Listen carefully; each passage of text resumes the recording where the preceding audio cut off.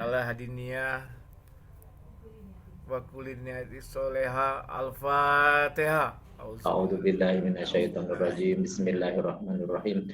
Alhamdulillahirabbil alamin arrahmanir rahim maliki yaumiddin. Iyyaka na'budu wa iyyaka nasta'in ihdinas siratal mustaqim. Siratal ladzina an'amta 'alaihim ghairil maghdubi 'alaihim waladdallin. Ya, ya Allah, ya Tuhan kami, Amin. sehatkanlah kami semua ya Allah. Amin, amin ya rabbal alamin. Panjangkan umur kami ya Allah. Amin, amin ya Allah. Jadikan keluarga kami ya Allah, keluarga yang rukun, Amin, amin. keluarga yang sehat, keluarga Amin, yang amin. mempunyai keturunan yang soleh-soleha, Amin, amin ya rabbal alamin. yang seluruh putra-putra kami berpendidikan baik ya Amin, Allah, amin, amin. berpendidikan Islam yang baik ya Allah, Amin, amin, amin. dan kami yang dalam melakukan pekerjaan semua ya Allah diberikan kemudahan ya Allah, Amin, amin ya dan rabbal alamin. kesuksesan Amin, ya, amin. bisa memberikan kontribusi buat perusahaan-perusahaan kami ya Amin, Allah. amin, amin ya Allah. Ya Allah, berikan kemudahan negara kami ya Allah dalam menyelesaikan Amin. segala urusannya ya Allah. Amin, amin ya Allah. Berikan kami rakyat Indonesia ini kemakmuran ya Allah. Amin, amin, amin. Dan berikan kami pemerintahan yang baik ya Allah, Amin, amin. yang memperhatikan kami semua ya Allah, Amin, amin. yang menghindari hal-hal yang tidak baik ya Allah. Amin, amin. Ya Allah ya Tuhan kami, Amin. jadikan saudara-saudara kami ya Allah yang belum pergi ke Baitullah bisa pergi Amin. ke Baitullah ya Allah. Amin, amin. Berikan rezeki mereka ya Allah, permudah semua ya Allah. Amin, amin, amin. Ya Allah ya Tuhan kami, panjangkanlah umur orang tua kami yang bila Amin. masih hidup ya Allah. Amin, Jadikan mereka ya Allah, beri kemampuan kepada kami ya Allah untuk berbakti kepada mereka ya Allah. Amin ya rabbal alamin. Membalas budi kepada mereka ya Allah ya Amin, Tuhan. amin ya Allah. Amin. Ya Allah ya Tuhan kami, tuntun anak-anak kami ya Allah. Amin. Saat ini ya Allah banyak sekali godaan ke anak-anak kami ya Amin. Allah. Sulit sekali ya Allah mengatur mereka ya Allah. Amin, amin. Tuntun mereka ya Allah. Amin ya Allah. Amin. Amin. Jadikan Amin. mereka anak-anak yang soleh, Amin. solehah ya Allah. Amin. Anak-anak yang takwa ya Allah. Amin. Jauhkan dari kemurtatan ya Allah. Amin, Jauhkan amin ya dari Allah. kemurtatan ya Allah. Amin, amin ya Allah. Ya Allah, ya Tuhan Amin. kami, Amin. kabulkanlah segala doa-doa kami ya Allah. Amin, amin. Berikan kami rezeki ya Allah. Amin. Rezeki yang melimpah Amin. ya Allah, tapi berkah ya Allah. Amin. Rezeki yang melimpah tapi berkah ya Amin. Allah. Amin, amin ya Allah. Ya Amin. Allah, ya Tuhan kami. Amin, amin. Bila kami nanti wafat, wafatkan kami ya Allah dalam keadaan husnul khotimah. Amin, Dalam amin keadaan ya Allah. husnul khotimah ya Allah. Amin. Amin. Rabbana atina fid dunya hasanah Amin. wa fil akhirat hasanah Amin. Amin. Amin. wa qina azaban. Azaban. Sallallahu. Assalamualaikum warahmatullahi wabarakatuh. Waalaikumsalam warahmatullahi Waalaikumsalam wabarakatuh. warahmatullahi wabarakatuh. Amin ya rabbal alamin. Insyaallah dijabah oleh Allah Subhanahu wa taala yang Amin. baru Amin. Amin ya Allah. Allah haji mabrur ya. Umrahnya mabrur dan insyaallah doanya dikabul oleh Allah. Ya, Iya, Ya kita lah. dan doa yang selalu dipanjatkan tiap malam itu doa Unda Daniel tuh sama. Saya selalu juga melantunkan doa itu. iya, Ya. Pinang air mata, masya Allah. Amin. Amin. itu yang juga selalu saya ucapkan Ya.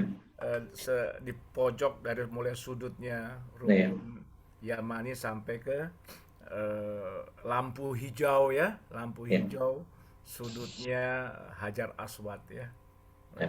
Selalu kita ucapkan itu. Mudah-mudahan Agar terjaga akidah anak-anak kita itu yang penting, terjaga Waduh. akidah anak kita ini itu. saya sering-sering dengar ini teman-teman, saya pikir saya aja nih yang challenging. Rupanya hampir semua orang challenging ya. Luar biasa Tentang ini. orang anak-anak ini ya. Saya Ya. selalu itu kadang-kadang nomor satu itu saya Ya. doakan anak saya. Baru saya doakan saya gitu loh. Baru orang tua saya. Baru perusahaan. Jadi itulah. Nah yang juga saya berdoa sekarang yang pernah saya sampaikan ke Ustadz Sam, ini kan 3 nih yang di challenge kita setelah pasca ya, Iya. Ba'da umroh ya. Pertama Iya. adalah penyakit hati kita ini bisa berubah nih, Iya. kata-kata kita ya kan. Ini juga harus, kadang-kadang kita kan suka ngomongin orang nih nggak sadar ya. Itu Iya.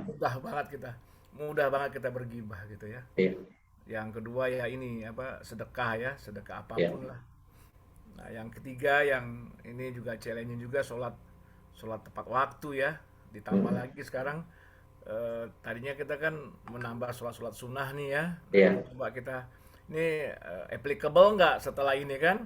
Iya. Applicable nggak? Kalau ini juga sudah 3 ini sudah kena nih di kehidupan kita, lumayan itu lumayan tuh. Ini kalau semua makhluk Allah ya yang muslim tuh sudah begini, waduh, Iya.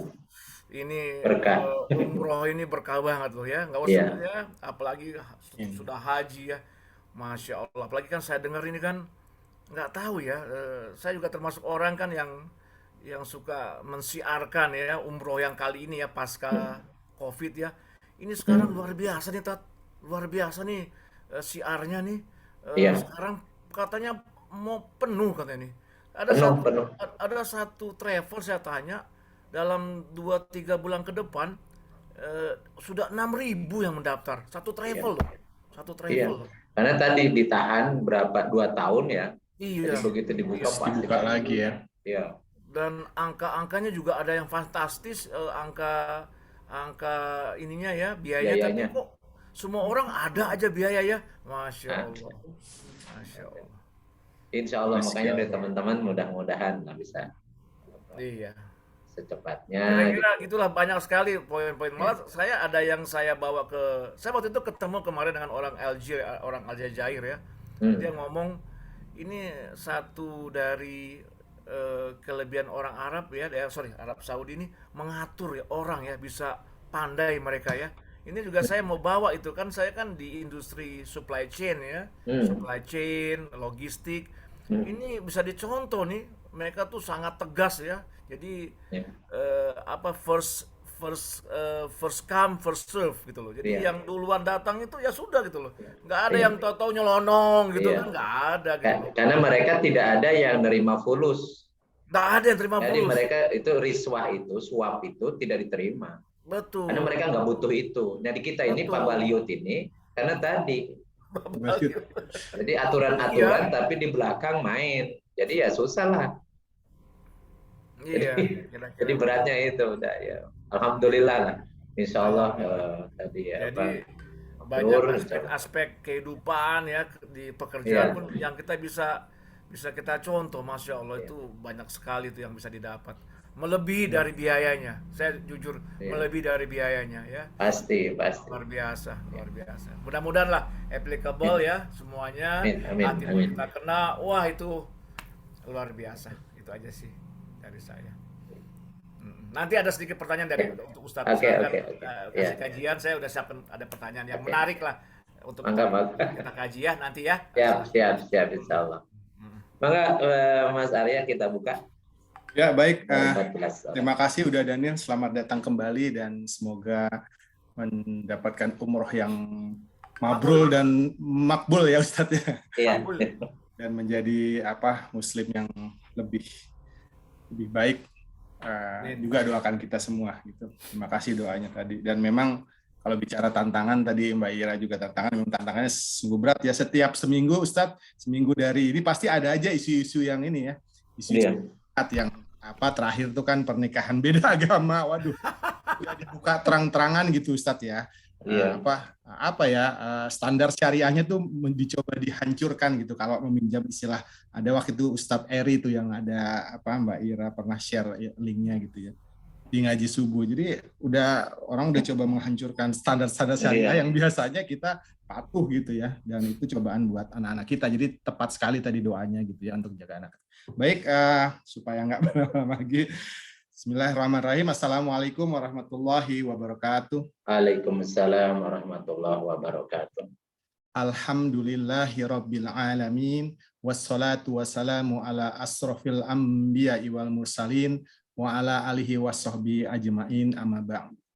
Asyhadu an la ilaha illallah wa asyhadu anna Muhammadan abduhu wa rasuluh. Allahumma sholli ala Muhammad wa ala ali Muhammad.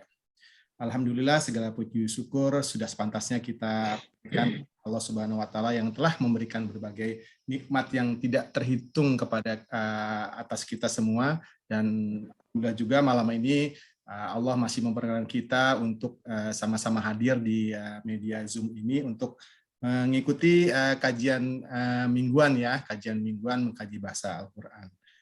Salawat beserta salam semoga selalu tercurah kepada junjungan kita Nabi Muhammad Sallallahu Alaihi Wasallam beserta keluarga, para sahabat, dan insya Allah syafaat kepada kita semua di hari akhir nanti, yang insya Allah kita tetap istiqomah di jalan Islam ini. Amin.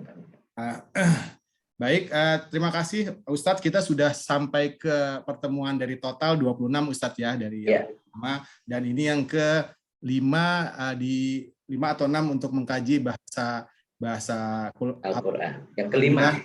Kelima Ustadz ya. Ya.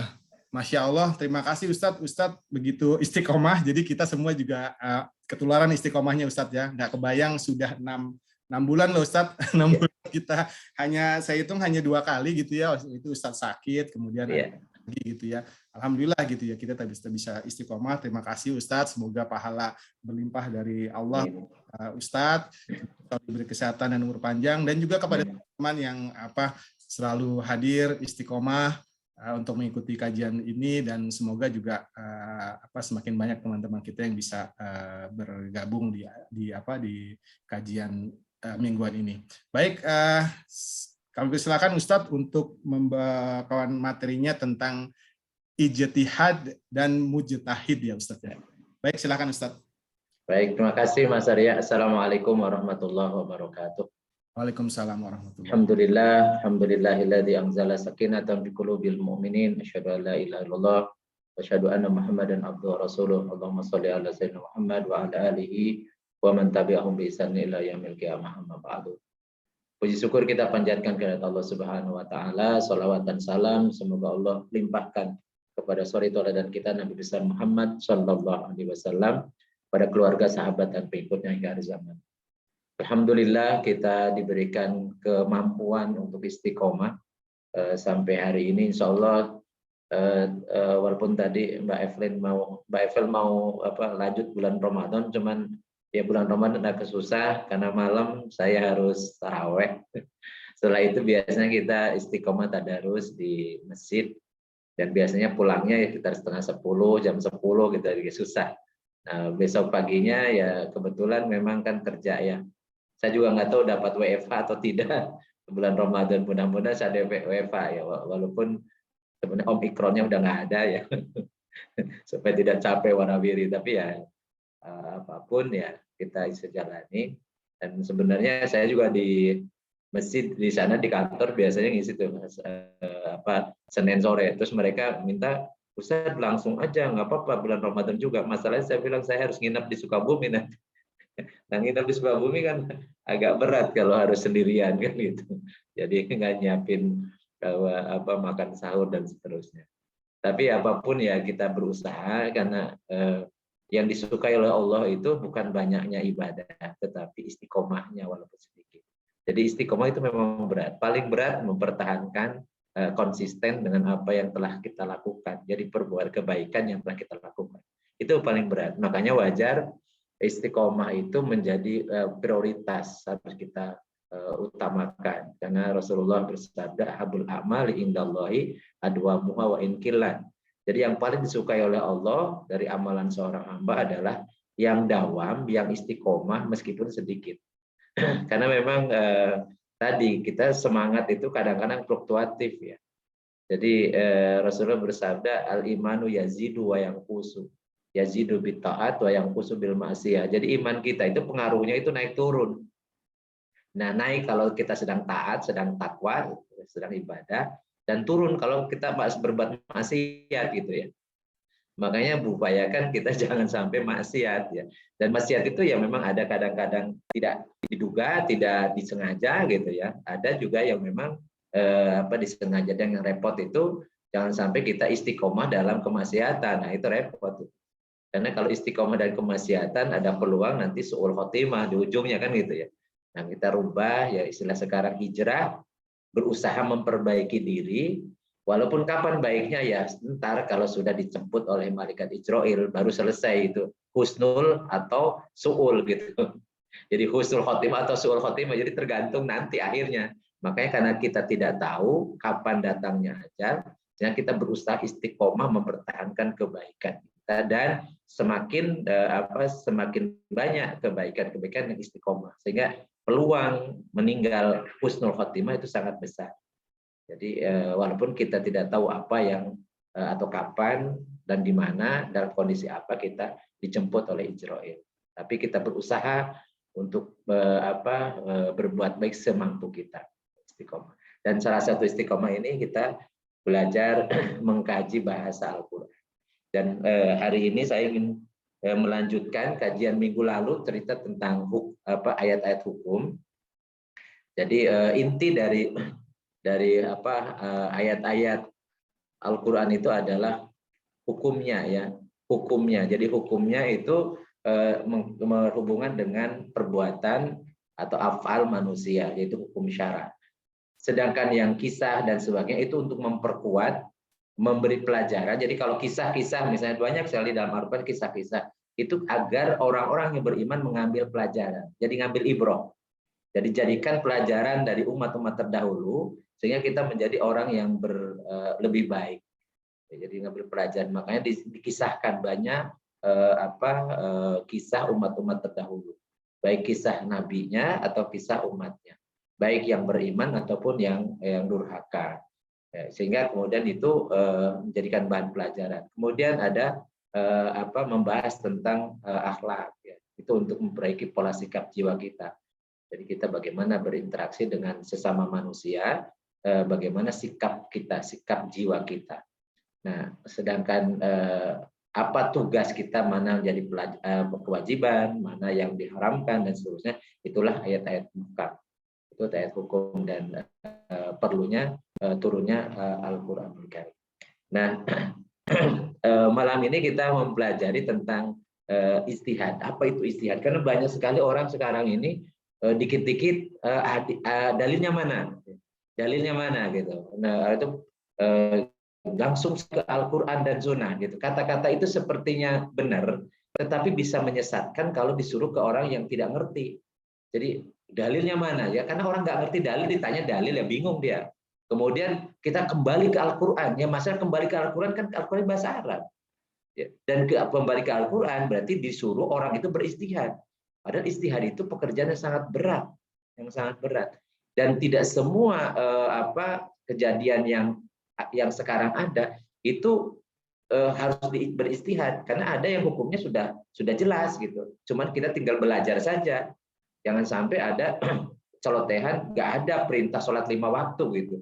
Padahal itu udah dari dulu, semenjak kecil juga kita sudah belajar tentang dalilnya. Masa kemudian kita suruh dicekokin dengan nggak ada perintah itu. Dan banyak sekali sekarang ini viral-viral yang membuat ya kita tadi khawatir tentang anak-anak kita yang kita tidak bekali cukup untuk menyaring informasi dari luar, kemudian ya tadi begitu dibombardir dengan diviralkan ya, divideokan kata-kata yang sepertinya benar tapi itu akan menyesatkan. Misalnya kembali ke Al-Quran dan Sunnah, iya kembali ke Al-Quran dan Sunnah, tapi bagaimana caranya kembali ke Al-Quran dan Sunnah? Maka dari itu pentingnya memahami apa itu ijtihad. Jadi ijtihad itu ini dari kata al-juhdu, artinya kalau secara bahasa itu masyaqqah, kesulitan, dan at-taqah. Jadi kekuatan bagaimana karena ada kesulitan, ada kepayahan, dia mengerahkan seluruh kemampuan. Ya, seluruh kemampuan, makanya doanya bersungguh-sungguh gitu. Jadi kata-kata sungguh itu yang menjadi kata kunci dari ijtihad. Maka menurut bahasa sebenarnya mengerahkan segenap kemampuan itu nama ijtihad, mengerahkan seluruh kemampuan dalam mewujudkan perkara yang berat dan sulit atau menjawab masalah-masalah yang berat dan sulit. Itu secara bahasanya. Dan secara istilahnya atau hukum syara'nya menurut ahli fikih, ahli usul fikih, ijtihad itu adalah bad'ul wus'i fi istimbatil ahkami syar'iyyati min adillah tafsiliyah. Jadi mengerahkan segenap kemampuan, seluruh daya upaya untuk menggali hukum-hukum syara, mengistimbat hukum-hukum syara, dalil-dalil yang terperinci. Jadi tidak boleh hanya satu ayat, satu hadis, kemudian dipotong, kemudian terjemahnya, kemudian hukumnya A, hukumnya B dengan serampangan. Nggak boleh. Karena itu bukan ijtihad namanya. Ya. Jadi ijtihad itu memang betul-betul harus mengerahkan seluruh daya upaya, seluruh kemampuan untuk mengambil hukum syara dari dalil-dalil yang terperinci. Dalilnya terperinci. Jadi dari satu masalah bisa puluhan ayat, bisa puluhan hadis. Jadi tidak hanya satu hadis, ya sahih, kemudian hukumnya demikian, nggak bisa. Jadi harus dikumpulkan semua ya dalil-dalil terkait dengan masalah tersebut yang akan diijtihadi, kemudian diambil kesimpulan. Itulah ijtihad.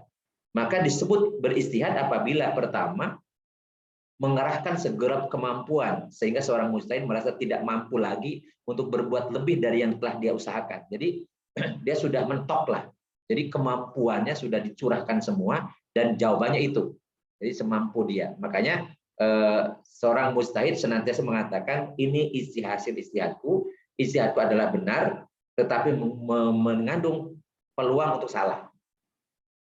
Jadi jangan sampai ada kesombongan, kemudian pokoknya pendapat saya paling benar, yang lain sesat atau bid'ah dan seterusnya. Tidak boleh. Jadi seorang mujtahid itu pasti dengan ketawaduannya dia akan mengatakan inilah pendapatku dan pendapatku benar, tetapi mengandung peluang untuk salah. Yang lain salah tapi mengandung peluang untuk benar, gitu. Itu namanya mujtahid. Kemudian usaha keras itu dilakukan dalam rangka mencari ya yang golabatudon atau yang dugaan-dugaan yang di situ ada mutasyabihat. Yang makanya kita sudah belajar tentang ayat mutasyabihat dalam menjawab hukum syara yang belum ada dalilnya, belum ada hukumnya. Jadi kalau sudah ada hukumnya, sudah ada beristihad, ya. Jadi tidak usah kemudian beristihad lagi, atau tadi boleh beristihad tapi itu bukan niatnya bukan untuk tandingan, tetapi bagi seorang mujtahid karena dia misalnya tidak sependapat dengan pendapat mujtahid yang lain, kemudian dia berusaha menggali hukum dan bisa dia berbeda, tetapi niatnya bukan untuk bersaing. Sehingga banyak di kalangan para mujtahid dulu mereka berbeda karena mereka tidak ketemu, tidak musyawarah dulu, jadi masing-masing berdiri sendiri beristihad sehingga hasilnya bisa berbeda. Sehingga mereka tetap saling menghormati, menghargai perbedaan pendapat itu. Itu yang kedua. Yang ketiga, dugaan kuat itu atau bola batun itu berasal dari nasyara. Jadi dia tidak akan menggunakan logika-logika yang keluar dari nas nasyara. Jadi karena memang ini kita menggali hukum syara.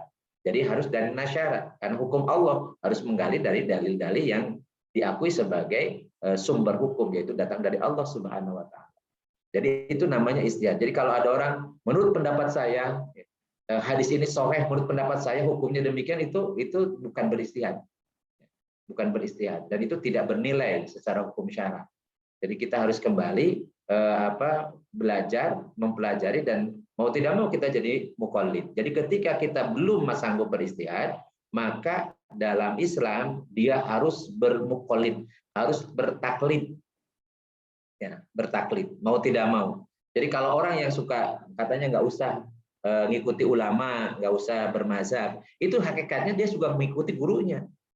Karena begitu dia, bagaimana pendapat Anda hukumnya ini, dia mengatakan hukumnya A, kata siapa? Dia bilang kata gurunya. Padahal artinya dia taklid, bukan kembali ke Al-Quran atau bukan beristihad, tapi taklid kepada gurunya. Gurunya itu bertaklid juga kepada gurunya lagi dan seterusnya. Cuman mereka tidak mengakui bahwa mereka taklid. Dianggapnya kembali ke Al-Quran dan Sunnah sendiri.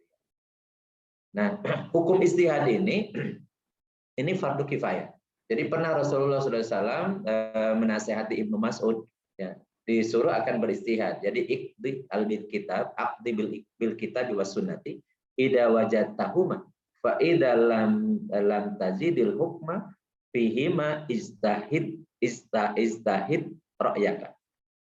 Putuskan olehmu segala urusan berdasarkan Al-Qur'an dan As-Sunnah. Jika kamu mendapatkan pada keduanya. Jadi tidak boleh, kalau ada dalilnya tidak boleh dia pakai logika, tidak boleh beristihad. Kalau sudah mendapatkan langsung, namanya ayat muhkamat.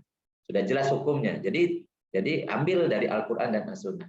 Nah, tetapi jika kamu tidak mendapatkan hukum pada keduanya, ya, karena ini hal yang baru, masalah yang baru, atau di sini ada yang mutasyabihat, yang dalil yang ada bisa kemungkinan berbeda pendapat, maka beristihadlah kamu sesuai pendapat.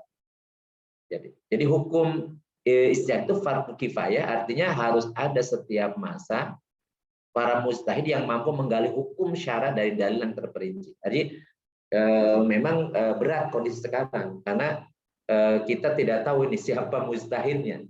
Dan karena mujtahid itu, kalau dulu ketika Islam diterapkan, ketika sistem kekhalifahan, itu mujtahid itu diuji oleh para mujtahid lagi.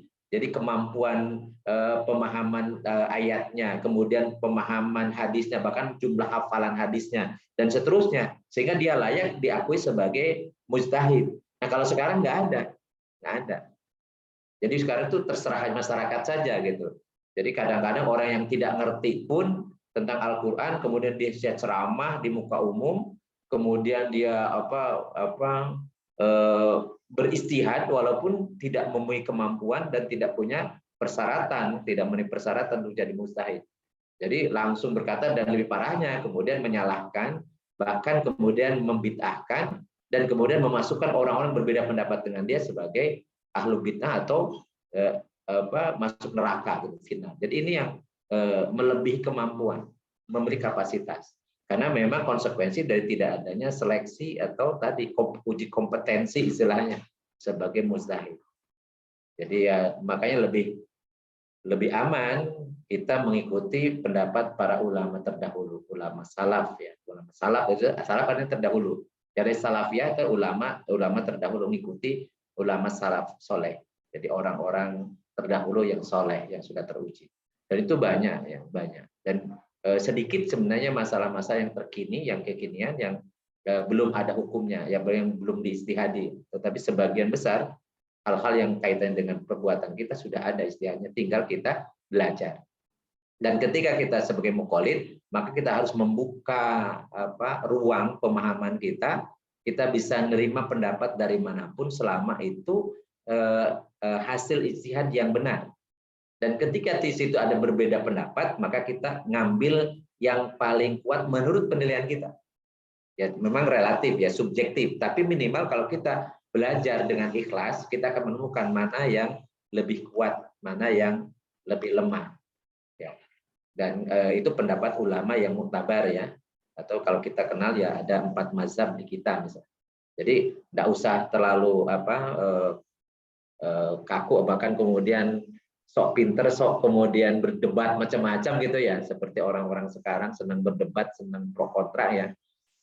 Ya sebenarnya kita belajar saja, pelajari pendapat-pendapat itu, kemudian mana yang dinilai lebih kuat, lebih hati-hati, lebih relevan dan sebagainya kita kerjakan saja, nggak usah diperdebatkan. Karena kalau ataupun diperdebatkan kita juga tidak punya kemampuan untuk mempertahankan pendapat kita. Jadi kalau berhadapan dengan orang yang memang dia jago berdebat, wah repot. Ingat, beragama itu bukan untuk jago-jagoan berdebat ya, tapi jago-jagoan dalam melaksanakan hukum syara dengan niat ikhlas karena Allah. Itu boleh jago, tapi ngadunya jagonya kepada Allah saja, jangan kepada manusia. Jadi memposisikan kita di hadapan Allah, ya Allah, aku akan berbuat sesuai kemampuanku, dan mudah-mudahan engkau terima apa yang telah aku lakukan karena hanya untukmu saja. Insya Allah orang seperti ini ya akan tawadu, akan ikhlas.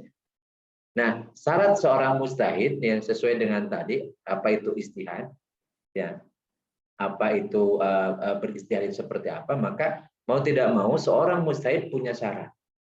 Yang pertama syaratnya ini mengerti dalil-dalil as-sam'iyah, maksudnya dalil-dalil Al-Quran dan As-Sunnah. yang berupa dalil berupa bahasa Arab, sehingga dia harus paham ya, mana ini ayat muhkam, mana ayat mutasyabih, mana ini nasah, mana mansukh, mana yang sifatnya umum, mana sifatnya khusus, mana yang sifatnya ini terbatas, mana yang luas, dan seterusnya. Sehingga konsekuensinya ya dia harus nanti memahami yang ketiga, yaitu memahami kaidah-kaidah yang menjelaskan tentang tata cara atau metodologi pengambilan hukum syariat atau disebut dengan usul fikih. Nah, ini yang kemudian kita kenal nanti ada mazhab. Insya Allah di pertemuan berikutnya kita tidak tentang mazhab. Jadi para ulama mujtahid mutlak seperti Imam Syafi'i itu membuat usul fikih, membuat tata cara atau metodologi pengambilan hukum. Nah, kemudian para ulama yang datang berikutnya, mujtahid berikutnya menggunakan usul fikih Imam Syafi'i. Maka semua mujtahid yang mengikuti usul fikih Imam Syafi'i disebut mazhab Syafi'i gitu. Jadi dari satu mazhab itu bisa ada ribuan mujtahid. Dan itu disebut mazhab Syafi'i, tapi hasil ijtihadnya bisa berbeda.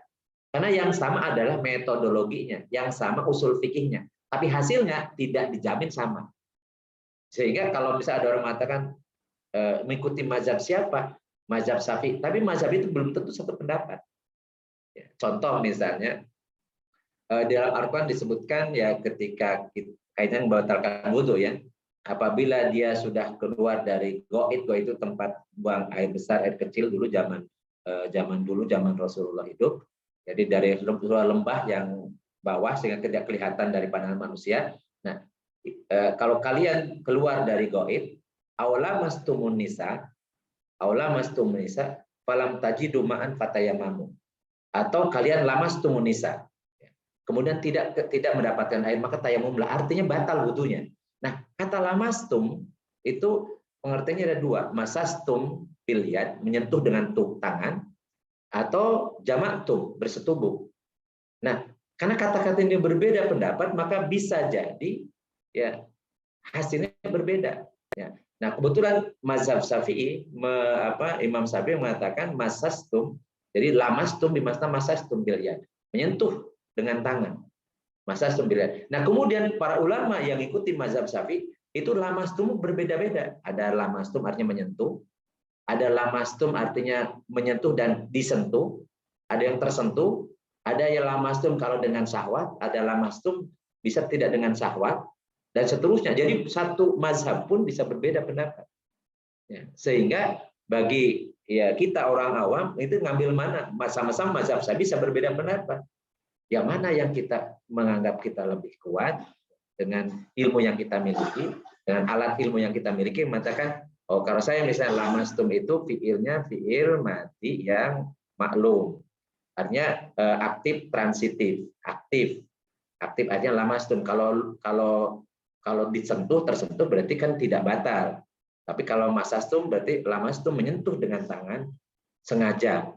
Ya, sengaja. Jadi mau syahwat atau tidak syahwat, tapi menyentuh dengan tangan, maka batal. Jadi kalau tersentuh dan sebagainya, itu tidak batal. Maka dulu saya waktu haji atau umroh, saya tidak intiqalul mazhab, tidak pindah mazhab. Ya, tidak perlu pindah mazhab. Kenapa? Karena saya waktu tawaf tidak sengaja ngelus-ngelus para perempuan ya di samping saya, ngapain juga gitu.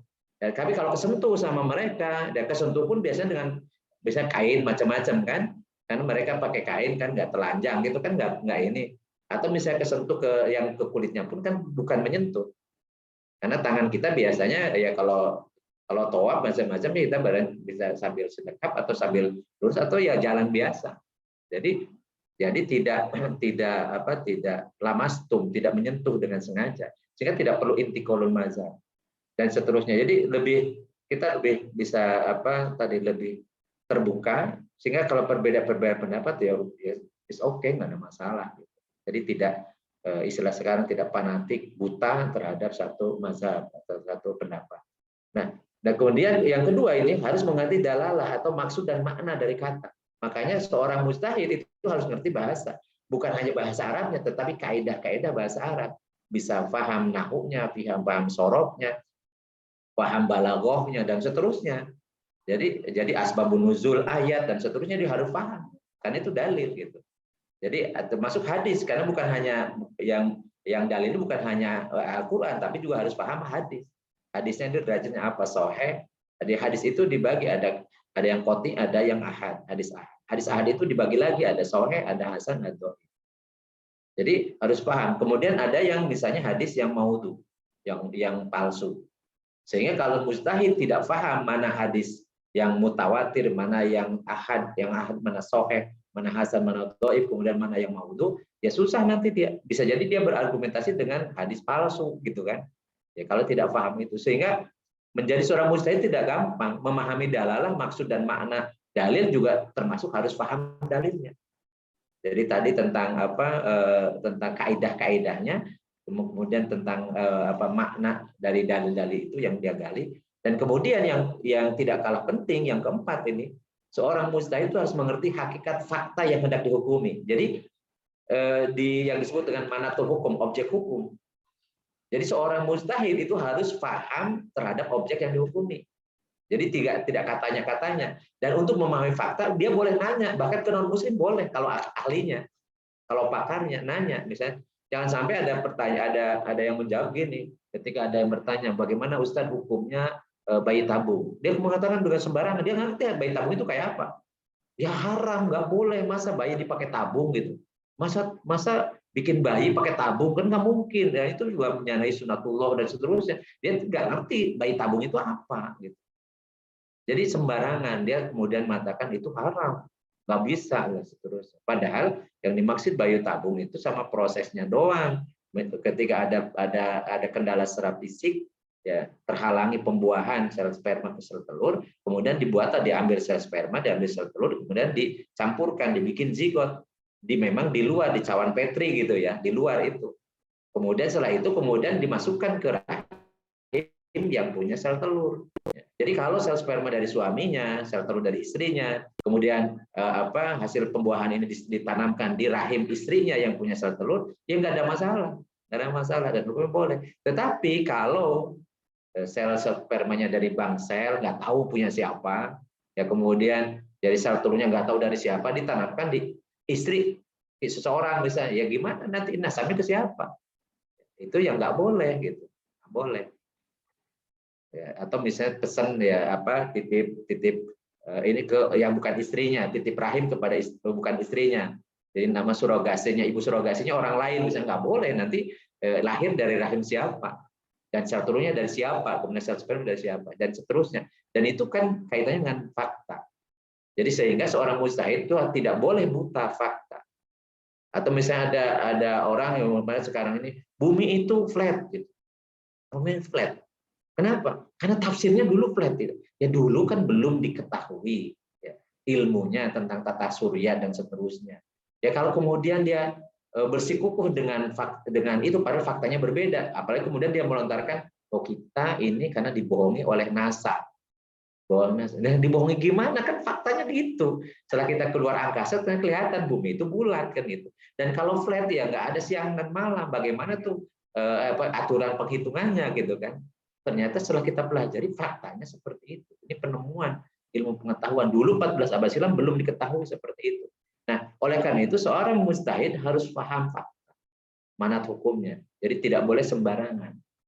Tidak boleh sembarangan. Sebagaimana minggu lalu saya pernah menyampaikan itu ya. Tentang hewan pun kan ya. Jadi kalau misalnya kita tidak punya wawasan untuk mengenal hewan misalnya, ya kan susah. Jadi karena dulu sapi zaman hidup Rasulullah berbeda dengan sapi yang berkembang di kemudian hari atau dari daerah-daerah yang lain. Padahal kalau misalnya ini beda spesiesnya, tapi jenisnya sama, ya. Jadi sama atau jenisnya sama, tapi beda spesiesnya. Karena itu zaman Rasulullah nggak ada tuh simental, limosin, ya, macam-macam itu yang berkembang terus. Tapi itu semua jenis sapi, sehingga hukumnya halal dan boleh jadi hewan kurban dan seterusnya. Jadi ini perkembangan sains dan teknologi itu harus diikuti. Seorang mujtahid harus bisa memahami fakta itu kemudian menggali hukumnya. Ya. Kalau sudah ada hukum yang sebelumnya yang sama, itu namanya dikiaskan. Jadi paham tentang kias, menganalogkan dan seterusnya. Jadi kalau kita lihat dari salah satu mujtahid itu ya memang berat. Dan kayaknya ini di pengajian ini yang nggak ada yang jadi mujtahid. Jadi muqallid semua. Ya. Jadi muqallid semua. Kita ini termasuk ya mau tidak mau lah, karena levelnya belum jadi mujtahid, ya kita ngikutin pendapat para ulama, para mujtahid.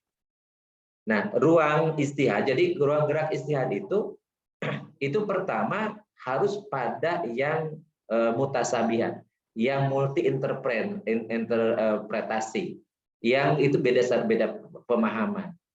Tapi kalau yang muhkamat, yang di situ nasnya jelas, itu tidak ada ruang untuk istihad. Ya. Makanya dalam kaidah mengatakan la istihada ma'an nasi. Jadi tidak boleh ada istihad ketika ada nas. Jadi kalau nasnya ini hukumnya wajib, misalnya ada istihad sholat 5 waktu itu nggak wajib, wah, atau hukumnya sunnah misalnya, ini nggak boleh, ya, karena udah jelas nas. Karena sholat 5 waktu itu dalilnya qat'i, dalilnya mutawatir. Kenapa? Karena Rasulullah mengerjakan, dan para sahabat ribuan jumlahnya di belakang Rasul sholat 5 waktu, rokaatnya jelas macam-macam gitu. Sehingga rokaat sholat, waktu sholat, rokaat sholat itu semuanya sama. Tidak ada perbedaan pendapat di antara para mujtahid. Kemudian rukunnya, syarat rukunnya itu sama semua. Karena mereka lihat Rasulullah. Jadi yang berbeda di antara para mujtahid itu yang sunah-sunahnya.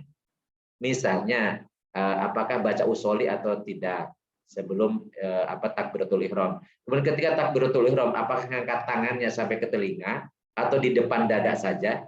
Itu kan sunahnya. Dan bisa berbeda pendapat.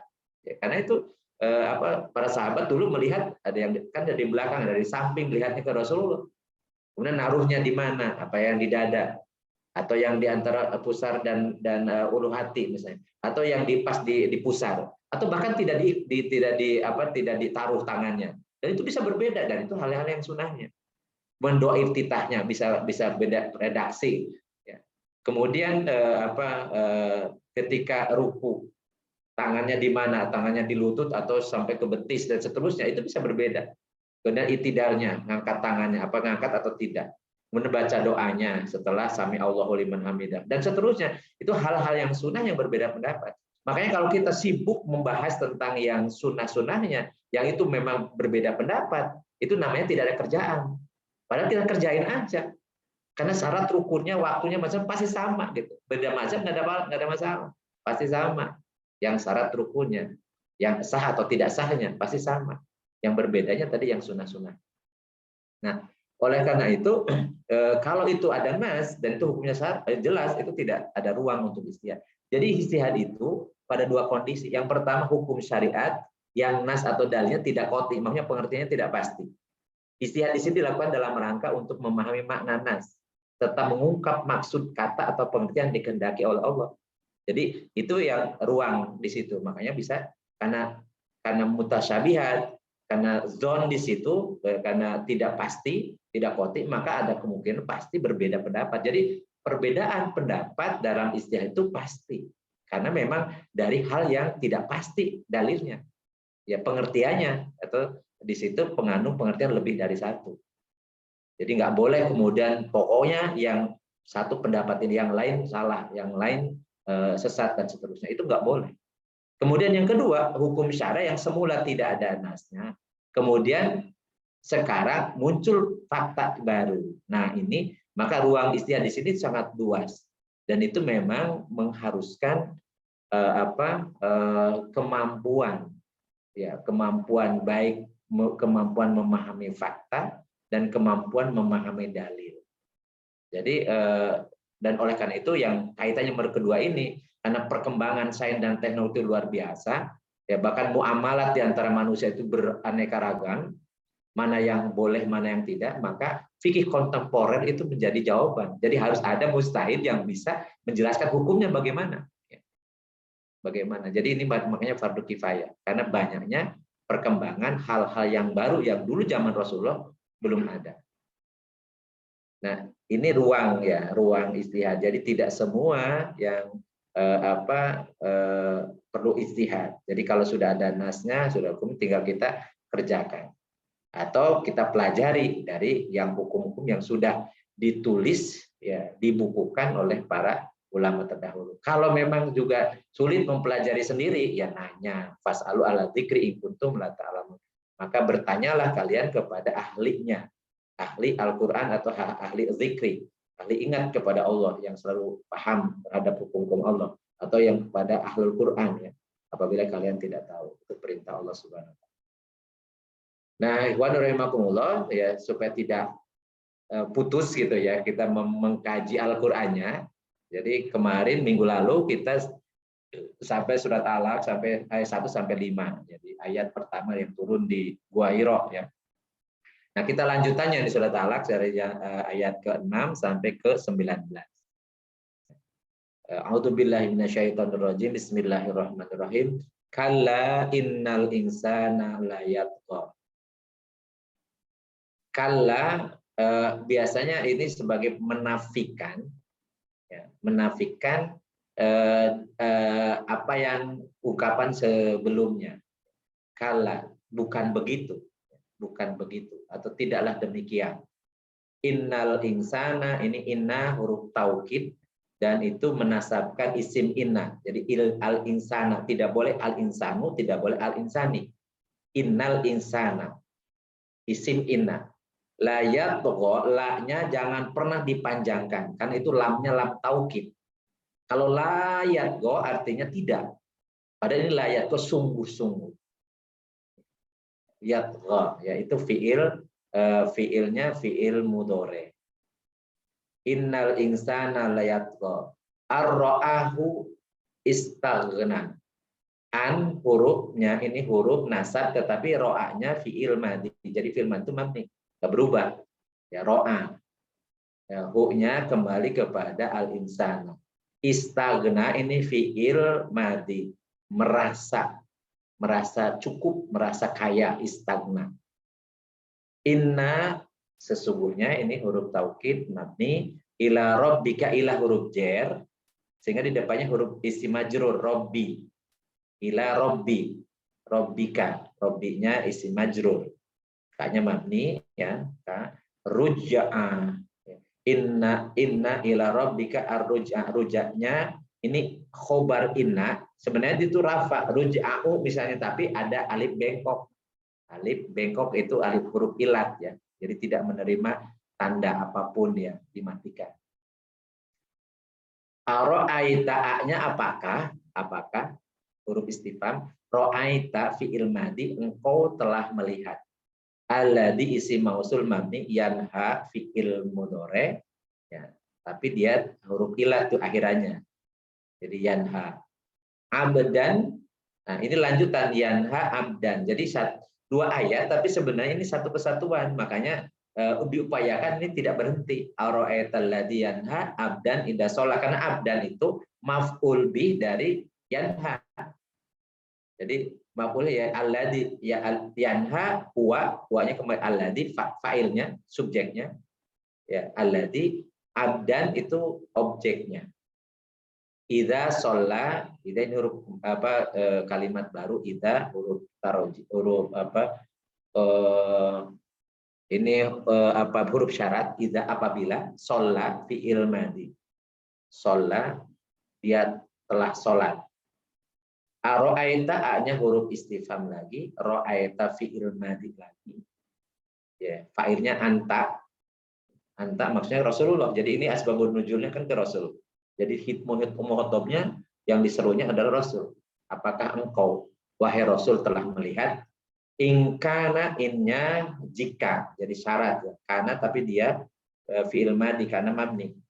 Alal huda, ala huruf jer, al huda isim majrur, tapi karena balik lagi ini ada huruf alif bengkok ya, huruf ilat, jadi nggak nerima kasroh alal huda.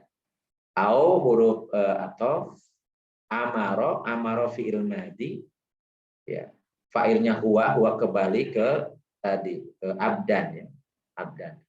Amaro bit taqwa, bi huruf jar at taqwa isim majrur, tapi kembali lagi nih ada huruf ilat. Jadi ini balagohnya luar biasa. Semuanya diakhiri dengan huruf alif bengkok, alif mati ya. Itu huruf ilat ya. Bittaqwa. Ara'aita ya sama dengan tadi, in kadzdzaba ya. innya huruf syarat in jika kadzaba fi'il madhi wa huruf atop tawalla fi'il madhi jadi. Alam ya'lam alifnya apakah huruf istifham, lam huruf jazm, ya'lam. Jadi ya'lam jazm itu fi'il mudhari majzum jazm. Karena ada lam ya'lam. Jadi disukun. Bi annallaha bi huruf jar, anaknya huruf taukid, Allah isim anak, makanya Allah. Ya, isim anak itu mansubun. Allah yara fi'il mudhari. Yara, dan ini fi'il mudhari yang ada huruf ilatnya mu'tal akhir. Kala sama dengan tadi, kala nafi tidak demikian. Lain huruf taukid la, dan in huruf syarat. Lam yantahi, lam huruf jazm, yantahi itu fi'il mudhari jazm. Jazmnya dengan dibuang huruf ilat. Tadinya yantahi ada ya mati itu dibuang. Karena jazm dengan membuang huruf ilat. La nasfa'am, la-nya huruf taukid. Nasfa'am itu fi'il mudhari, fa'ilnya nahnu, kami Allah. Bin nasiyah, bi huruf jar, an-nasiyat isim majrur. Nasiyatin kadibatin khotiatin, ini naat manut semua. Nasiyatin kadibatin khotiatin. Jadi bin nasiyah, nasiyatin, jadi itu taukid atau badal dari nasiyah. Jadi nasiyatin ngikutin, nasiyatin majrur, ini majrur lagi. Kadibatin itu sifat dari nasiyatin, khotiatin sifat kedua dari nasiyatin. Faliyad'u fa-nya maka huruf atop, lamnya lam huruf jazm. Yad'u itu fi'il mudhari jazm kan ada lam taklil namanya. Yad'u itu dibuang huruf, di situ ada wawu mati tadinya. Jadi apa mu'tal akhir wawu matinya dibuang, yad'u. Tadinya yad'u, kalau yad'u pakai lam mati jadi yad'u, dibuang wawunya. Nadiyahu itu maf'ul bih. Fal yad'u nadiyahu. Ya, nadia maf'ul bih atau objek dari fal yad'u. Sanad'u ini fi'il mudhari sanad'u. Jadi sa-nya akan, nadu itu fa'ilnya nahnu. Nadu tadi wawunya dibuang karena ada fal. Jadi ada syarat dan jawab syarat, maka jika maka. Sanadu jadi wawunya dibuang. Zabaniyata maf'ul bih dari nadu. Ya, fa'ilnya nahnu, Allah ya. Kala sama dengan di depan ya huruf nafi.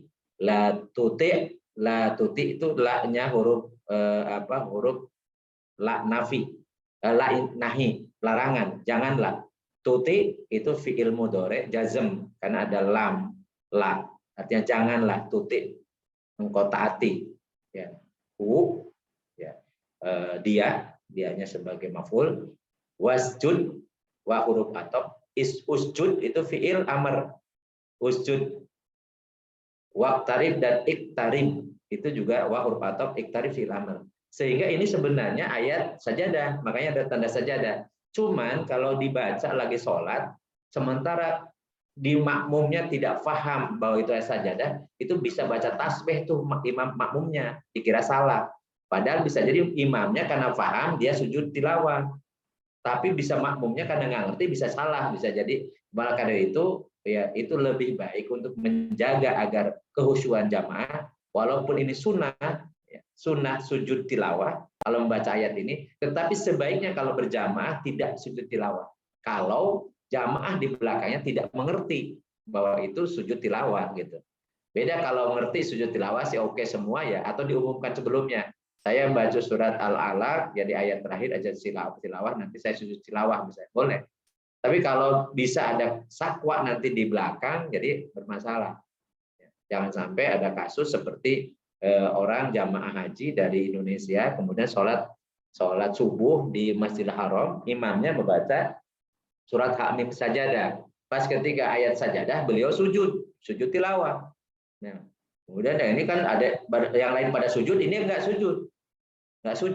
Ya karena bingung, malah dia subhanallah bukan jauh, nggak bisa ngingetin imam gitu ya. Nah, udah selesai kemudian dia gerutu, dasar Wahabi sholat subuh 3 rakaat gitu. Jadi dia gerutu nih. Nah, Wahabi jadi salahin Wahabi tuh. Sholat subuh 3 rakaat. Nah, dia yang nggak ngerti. Itu tadi baca baca ayat sajadah, sujud tilawah, bukan nambahin rakaat gitu. Karena ketidakfahaman. Jadi tadi maknanya ya kala itu sekali-kali jangan, atau ketahuilah, boleh juga ini kali terjemahnya ketahuilah. Sesungguhnya manusia itu benar-benar melampaui batas, layat roh. Sungguh ya benar-benar, lamnya lam taukid tadi, layat roh, melampaui batas. Kenapa manusia itu melampaui batas? Ya arro, karena dia ya arro'ahut takna, karena dia merasa dirinya itu mampu. Jadi dia mengabaikan perintah Allah macam-macam itu ya, karena merasa dia cukup. Padahal semuanya dari Allah. Kekuasaan Allah yang memberikan, tu'til mulka liman tasya, Allah memberikan kekuasaan kepada siapa yang dikehendaki. Allahu yabsutu rizqa liman yasha, Allah yang memberikan lapangan rezeki kepada siapa yang dikehendakinya, dan Allah yang menyempitkan rezeki kepada siapa yang dikehendakinya. Jadi sebenarnya manusia itu tidak punya apa-apa dan tidak bisa berbuat apa-apa kalau Allah menghendaki sesuatu yang berbeda dengan apa yang diinginkan. Makanya tidak layak orang kemudian melampaui batas dari kemampuan, jadi dia harus betul-betul tawadu di hadapan Allah, karena semuanya Allah yang memberikan, Allah yang mencukupinya. Sesungguhnya hanya kepadamu lah kembalimu. Jadi diingatkan oleh Allah, ya.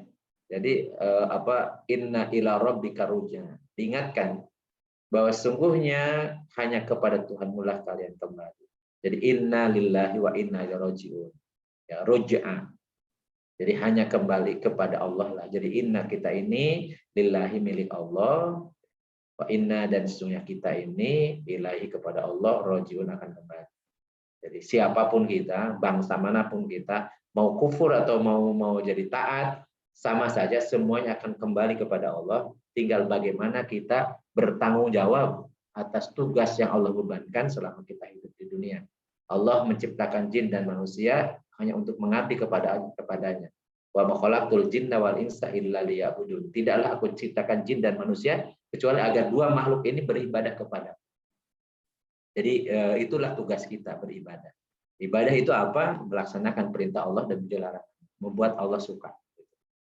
Jadi seorang hamba ketika mengerjakan sholat. Jadi bagaimana pendapatmu tentang orang yang melarang? Ya. Bagaimana pendapatmu wahai Muhammad tentang orang melarang? Yaitu Abu Jahal melarang apa? Seorang hamba ketika mengerjakan sholat. Jadi Abu Jahal itu melarang Rasul untuk mengerjakan sholat, dan pengikut-pengikut Nabi Muhammad dilarang untuk sholat. Jadi Abu Lahab itu sampai diabadikan menjadi satu surat, dan dia bawa istrinya juga ikut membawa kayu di jidatnya pakai tali gitu ya. Kemudian jadi untuk menghalang-halangi jalannya yang dilalui oleh Rasulullah dan para orang yang beriman beserta Rasulullah dulu. Jadi itu kelihatan Abu Lahab, maka turunlah ayat tabat yada Abi Lahab wa tab. Jadi betul-betul akan celaka itu dua tangan Abu Lahab. Jadi bagaimana orang melarang itu melarang hamba untuk sholat? Bagaimana pendapatmu jika orang yang melarang itu berada di atas kebenaran? Dan atau dia menyuruh bertakwa kepada Allah? Bagaimana pendapatmu jika orang yang melarang itu mendustakan dan berpaling? Jadi seperti pertanyaan ya, aro'aita, tetapi maksudnya memberi pelajaran. Tidak mungkin sama orang yang melaksanakan kebenaran di atas kebenaran dengan orang yang justru mendustakan dan berpaling dari kebenaran. Jadi, maka ya konsekuensinya, jadi yang melarang itu memang melarang untuk sholat. Jadi melarang berarti dia mendustakan dan berpaling. Ya. Bukankah atau tidaklah dia mengetahui bahwa sesungguhnya Allah Maha melihat segala perbuatan. Ketahuilah sungguh jika dia tidak berhenti, ya, niscaya kami akan tarik dari ubun-ubunnya. Di sini tafsirnya tarik ubun-ubunnya akan ditarik ruhnya dari arah kepala, dari tubuh-tubuh, dan itu dipaksa. Makanya orang-orang sekarang sakaratul maut itu kalau tidak karena kasih sayang Allah, itu sakitnya luar biasa. Karena akan dipaksa, nyawanya ditarik ya, dengan paksa dari arah kepala, dari ubun-ubunnya. Maka biasanya yang sakaratul maut biasanya matanya terbelalak, kemudian mulutnya menganga, karena matanya mengikuti arah ruhnya, dan kemudian terbelalak atau tadi mangap gitu ya, karena dia berusaha mempertahankan, tetapi tidak sanggup mempertahankan kekuatan malaikat Ijroil dengan paksa mencabut ruh. Bagaimana caranya? Walau alam. Makanya kita mohon kepada Allah agar mendapatkan kasih sayang, warahmatan indal maut. Allahumma hawin alaina fi sakaratil maut. Jadi doa itu jangan lupa habis sholat ya, habis sholat. Jadi bagaimana kita diringankan, dimaafkan, dikasih sayangi, diampuni, dan ketika ke proses meninggal dan sesudah meninggalnya. Dan jangan sampai diberikan kesulitan dan keberatan atau kesusahan ketika menghadapi sakaratul maut. Itu senantiasa kita doakan, berdoa pada Allah untuk itu. Jadi yaitu ubun-ubun orang mendustakan lagi durhaka, jadi dipaksa. Maka biarlah dia memanggil golongannya untuk menolongnya. Jadi faliyadunna dia. Silakan aja dia panggil ya, tapi nggak bisa nolong ya. Ya orang-orang yang kalau dia berkuasa dulu bawahannya ya, para bodeganya, bahkan tadi tentaranya, pembela-pembelanya, ya, macam-macam itu tidak mampu untuk menolongnya. Dia teriak apapun dia tidak sanggup. Kenapa? Ya karena Ijroil itu bukan lawannya manusia. Karena ketika diutus malaikat itu pasti akan melaksanakan tugasnya, mencabut nyawanya. Dia ridho atau tidak ridho, suka atau tidak suka. Maka celaka orang yang sampai akhir hayatnya, kemudian dia menentang Allah. Karena dia tidak sanggup berhadapan dengan Ijroil. Dan sangat beruntunglah orang-orang yang ketika dipanggil oleh Allah dalam keadaan radiyatan mardiyah, dalam keadaan ridho kepada Allah dan Allah ridho kepada dia. Jadi enak gitu. Ya ayat Tuhan nafsul wahai jiwa yang tenang, irji. Jadi suruh pulang. Irji, pulanglah engkau ila rabbiki, kepada Tuhanmu, radiyatan mardiyah, dalam keadaan ridho dan ridho. Wadkhuli fi ibadi, masuklah ke dalam hamba-hambaku. Wadkhuli jannati, masuklah ke dalam surgaku. Dan konon itu ketika dipanggil akan wafat, maka hamba-hamba Allah yang dapat nikmat yang sudah wafat, sudah ada di barzah, itu akan menyambut kehadiran jiwa orang yang Allah ridhoi, yang nafsul mutmainnah, dipanggil, kemudian dijemput. Ya, banyak di situ orang-orang yang hamba-hambaku, kata Allah, hamba-hambaku, masuklah ke dalam hamba-hambaku, itu kan disambut. Wadkhuli jannati, dan masuk ke dalam surgaku, kemudian diperlihatkan surga, keindahan surga dan sebagainya, sehingga dia meninggal dengan tersenyum. Itulah husnul khatimah. Dan itu kita berdoa agar seperti itu. Jangan seperti yang ini. Jadi yang orang yang durhaka, yang menentang Allah, yang bahkan menghalang-halangi Allah, menghalangi orang hamba-hamba Allah yang akan beribadah kepadanya. Maka dia akan Allah mengancam, kelak kami akan memanggil malaikat Zabaniyah. Zabaniyah itu adalah malaikat penyiksa. Mulai dari alam barzah ya, disiksa. Begitu ditinggalkan dia alam barzah, kemudian raganya sudah dikuburkan, beberapa saat kemudian jiwanya masuk alam barzah, kemudian ketemu sama Munkar dan Nakir, di situ ada malaikat Zabaniyah yang akan menyiksa. Sekali-kali jangan lakukan seperti itu. Ya, jadi ini peringatan kepada kita semua, diingatkan ya, jauh-jauh hari sebelumnya, janganlah kamu patuh kepada orang-orang yang durhaka itu. Tetapi kita diperintahkan sujudlah dan dekatkanlah dirimu kepada Allah. Wasjud waqtarib, dan sujudlah kalian kepada Allah dan dekatkanlah waqtarib, dekatkanlah engkau kepada Allah Subhanahu. Insyaallah. Baik, ini tafsir dari surat Al-Alaq. Insyaallah bisa dihafal, nah bisa diulang-ulang, mudah-mudahan ya paham, mudah-mudahan melekat. Jadi kalau misalnya mau bacaan sholat supaya hafal, ya di depan gitu, depan kita lagi sholat boleh sholat malam gitu, supaya hafalan kita bukan hanya paket kul wallahu ahad, kul a'udzu birabbil falaq, kul a'udzu birabbin nas saja gitu ya, tapi tambah minimal ya juz 30 gitu ya, yang tidak panjang tidak amayat tasaulun, tapi ya mulai beranjak dari dari paket kul gitu ya. Trikul, dari trikul. Trikul ya, beranjak dari trikul. Walaupun itu juga luar biasa. Iya. Tapi kan semakin banyak semakin bagus pemahaman. Baik, itu Mas Arya, saya kembalikan dulu sebelum kita diskusi. Ustaz Sam, terima kasih atas penyampaian materinya. Kita beranjak ke diskusi ya Ustaz ya, tanya jawab, dan sudah ada nih tiga pertanyaan malah dari Uda Daniel. Boleh saya bacakan Uda Daniel? Pak Ustadz juga bisa baca mungkin siapakah Ya. mustahid yang memang sudah diakui kemampuannya atas pemahaman 4 syarat mustahid di atas. Apakah ada komunitas, organisasi dari para mustahid ini di mana anggotanya dipilih khusus atau diseleksi, dan MUI apakah mewakili wadah para mustihad ya? Kebalik. Itu salah. Mustahid maksudnya. Iya. Ini jadi memang yang berat karena apakah ada mustahid gitu ya? Atau siapakah mustahid itu yang nggak jelas.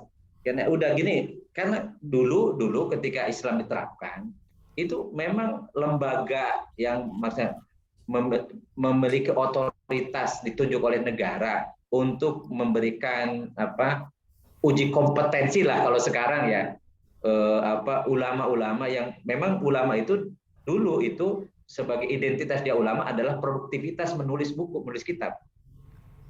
Ya, menulis kitab. Nah, sekarang kan susah gitu ya.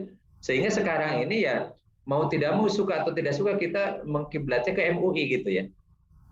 Karena itulah yang diakui, walaupun ini juga bisa debatable kan. MUI ini kan yang menunjuknya pemerintah, dan pemerintah ini yang pro atau tidak kan gitu. Dan bisa jadi dipilih-pilih ya gitu, kemudian yang pro saja, tapi yang kontra dianggap radikal akan tidak boleh masuk ke situ. Padahal kaitan dengan kebenaran itu kan bukan berdasarkan pro atau kontra kepada penguasa kan itu. Ini jadi memang sekarang ini susah. Jadi saya nggak bisa menjawabnya nih, mohon maaf nih, nggak bisa menjawabnya. Tapi ada kan kitab-kitab hasil mustahid para ulama yang insya Allah diakui keilmuannya, dan itu dunia ya, dan itu ya disebut bukan 4 mazhab yang kita kenal. Ada mazhab Hanafi, ada mazhab Maliki, ada mazhab Syafi'i, ada mazhab Hambali. Dan ini kalau diurutkan ya, kita ini banyaknya di Indonesia itu mengikuti mazhab Syafi'i. Makanya kalau saya karena saya dulu guru saya mazhab Syafi'i, kemudian saya di pesantren juga belajarnya dari fikih mazhab Syafi'i, jadi saya istiqomah di situ aja. Walaupun dalam hal tertentu bisa saya tidak mengikuti mazhab Syafi'i. Contoh misalnya tentang awal akhir Ramadan, ya awal akhir Ramadan, saya mengikutinya mazhab yang non Syafi'i, tapi itu banyak mazhab sebenarnya yang tentang ru'yat global. Kenapa? Karena dulu di mazhab Syafi'i itu dulu pemahaman faktanya dulu dianggap satu atau bumi ini hamparan gitu ya. Kemudian bulan itu di setiap matla, jadi setiap 12 farsah atau 120 km lingkar itu ada seperti lampu gitu bulan. Jadi kalau kelihatan di sini belum tentu di sana belum tentu masuk gitu kan. Karena dulu pemahaman faktanya. Begitu kita sekarang memahami bahwa bulan itu satu, kemudian bumi satu, begitu kelihatan di satu tempat itu kelihatan untuk semua bumi. Jadi awal dari semua bumi, maka kemudian saya berpendapat ya ru'yat global itu, melihat secara global itu yang menjadi awal akhir Ramadan gitu. Berdasarkan tadi sumu li ru'yati wa abtiru li ru'yati wa in gumma alaikum faqmilu iddata salasina sa'bana salasina yauman. Jadi lihatlah, berpuasalah kalian dengan melihat bulan hilal, dan berbukalah nanti Idul Fitri kalau melihat bulan. Nah, kalau ketutup awan maka genapkan bulan Sya'ban 30 hari. Jadi makanya bulan dalam Islam itu hanya 29 atau 30. Jadi kebanyakan 29, kecuali kalau tidak terlihat di 29 baru kemudian digenapkan 30 hari. Bagaimana dengan hisab? Hisab sebenarnya kalau benar ya tetap aja harus melihat, karena tadi Allah bisa merubah gitu kan. Ya udah dihitung-hitungan manusia ternyata oleh Allah dirubah. Bergeser sedikit jadi dirubah hitungannya. Nanti beda kan gitu ya. Makanya tetap hukum syara'nya karena ini tauqifi, ya saklek letterlek dari Rasul. Rasul mengatakan sumu li ru'yati, harus puasalah kalian dengan melihat bulan, ya harus melihat. Dan melihat itu ternyata dilihat di satu tempat akan kelihatan di tempat lain. Dan pasti ya kalau misalnya di Israel belum kelihatan, nah nanti di Arab Saudi bisa kelihatan. Beda 4 jam, dan puasa itu mulainya besok. Dan nggak mungkin kita kemudian karena kita belum melihat, Arab kelihatan, Arab misalnya besok puasa, sementara kita besoknya lagi. Udah kan kacau jadi. Padahal kita duluan harinya kan, jadi kacau. Kan nggak pernah kita sholat Jumat belakangan setelah Arab Saudi. Pasti kita duluan sholat Jumatnya, 4 jam sebelum Arab Saudi kan gitu. Jadi ini bisa berubah dalam masalah tertentu, tapi tetap basis saya gitu ngikuti mazhab Syafi'i. Orang mau ngomong apapun ya ngikuti mazhab Syafi'i gitu kan. Dan tapi saya tidak menyalahkan yang berbeda mazhab, karena masing-masing punya ya tadi. Ya dia bisa mana ya kalau misalnya udah Daniel ngambil mazhab Hanafi misalnya, it's okay. Dan itu mengikat udah Daniel untuk mengerjakan sesuai dengan pendapat yang diambil kan gitu. Saya juga sama kan gitu. Jadi dalam beragama itu kita bukan untuk hebat-hebatan, bukan untuk kuat-kuatan dalil, tetapi kita harus mengikuti apa yang dituntut oleh Rasul, karena kita tidak bisa langsung mengambil sendiri hukumnya dari Al-Quran dan Sunnah. Kita ngikutin para ulama yang kita percayai bahwa dia benar.